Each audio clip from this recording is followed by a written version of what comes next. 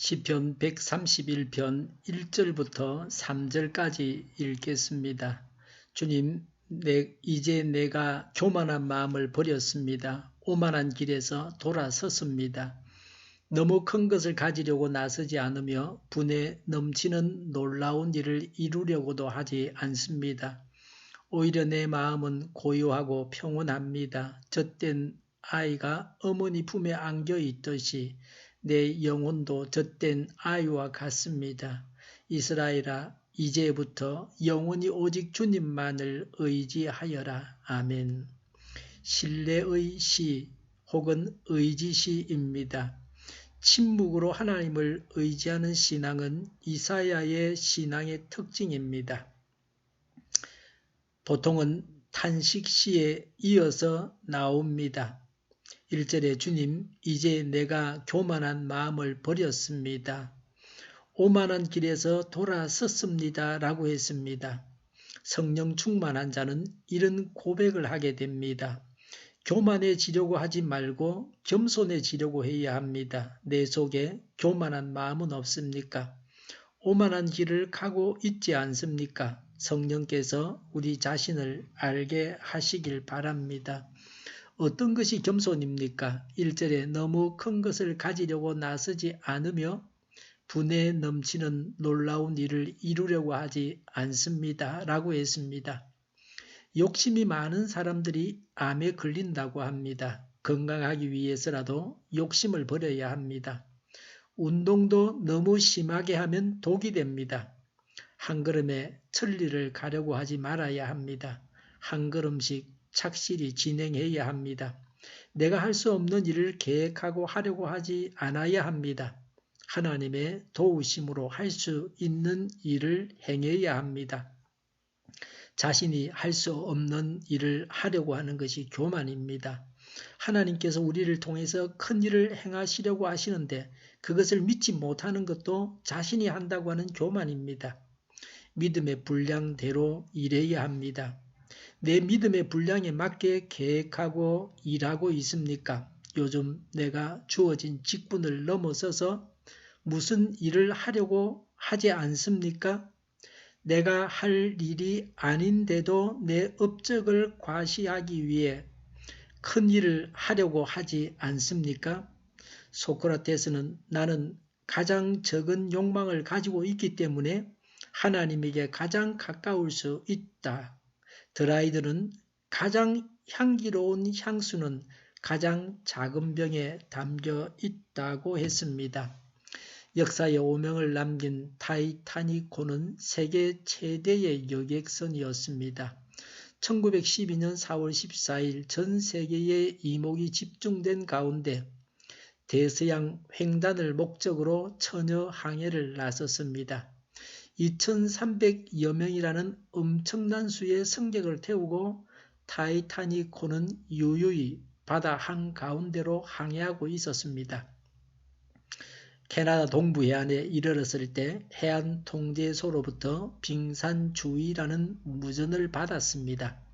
그러나 항해사는 거대한 타이타닉호를 너무 신뢰한 나머지 선장에게 보고할 생각조차 하지 않았습니다. 급박해진 통제소에서는 계속 무전을 보내왔으나 이미 자리를 뜨고만 항해사는 무전이 오는 것을 알리만무했습니다. 이었고 타이타닉호의 최후를 얼마 남겨두지 않은 시간, 선장은 항해사로부터 다음과 같은 보고를 받았습니다. 전방에 빙산이 있다는 무전을 받았는데 어찌할까요? 설마 이 타이타닉호가 빙산 따위에 눈 깜짝이나 하겠습니까?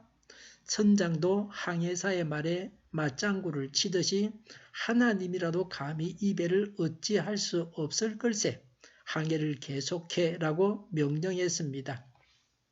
그러나 수킬로미터도 못 가서 타이타닉호는 그 거대한 몸체를 바다에 내맡기고 말았습니다. 승객 2300명 중에서 단 700여 명만이 살아남은 이 사건은 인간의 힘이 얼마나 미약한가 하는 사실, 그리고 인간의 교만이 얼마나 처참한 결과를 초래케 하는가 하는 사실을 보여주기에 충분했습니다. 겸손한 자에게 주어지는 것은 2절에 마음이 고요하고 평안합니다. 영혼이 젖된 아기가 엄마 품에 안겨 있는 것과 같습니다. 겸손한 자는 하나님 안에서 안식하고 고요하고 평안합니다. 교만은 불안, 초조, 흥분, 분노, 실망을 일으킵니다. 겸손은 차분하고 고요하고 평온함을 가져다 줍니다. 나는 내 현재의 생활과 장래의 계획을 모두 하나님의 인도와 능력에 맡기고 내 마음을 평온하게 하고 있습니까? 어느 나라의 정원을 무척 아끼고 사랑하는 왕이 있었습니다. 이 왕은 정원에 있는 모든 나무, 풀꽃 하나하나를 정성으로 관찰했습니다. 그러던 어느 날 왕이 아침에 정원에 가보니 모든 나무들이 시들어 있었습니다. 왕은 문 옆에 서 있는 떡갈나무에게 그 이유를 물었습니다. 떡갈나무야, 무슨 일이 있었니? 도대체 왜 다들 시들어 있지? 나무들이 서로 자기가 다른 나무보다 못하다고 실망하고 있어요. 소나무는 자신이 포도나무처럼 열매를 맺지 못한다고. 포도나무는 복숭아 나무처럼 똑바로 서서 열매를 맺지 못한다고 낙담하고 있습니다. 또 제라니움은 라일락처럼 날씬하지도 못하고 향기도 없다고 불평입니다. 그런데 모두 시들어 있는 중에도 유독 생기 있고 아름다운 꽃이 하나 있었습니다. 그 꽃은 바로 펜지였습니다. 왕은 그 꽃에게 물었습니다. 펜지야, 다들 슬픔 속에서 시들어 가고 있는데 너는 작은 꽃이지만 꿋꿋하게 자라는 것을 보니 짐의 마음이 매우 기쁘구나. 네, 고맙습니다. 저는 원래 볼품이 없는 꽃이잖아요. 하지만 왕께서 떡갈나무나 소나무나 복숭아나무 혹은 나일락을 원하셨다면 저를 뽑아버리고 그들을 심었을 것이라는 것을 알아요. 왕께서 저를 심으신 것은 저를 보시고 마음의 평화를 느끼기 위함이라는 것도 알지요. 그래서 저는 왕께서 저를 보시면서 마음의 평화를 느끼시도록 최선을 다하고 있답니다. 겸손을 통한 평화가 있어야 합니다. 3절에 이제부터 영원히 오직 주님만을 의지하여라고 했습니다. 겸손한 자는 오직 하나님만을 의지합니다. 자신을 의지하지 않습니다. 3절에 이제부터라고 했습니다. 이제부터 결단하고 행해야 합니다.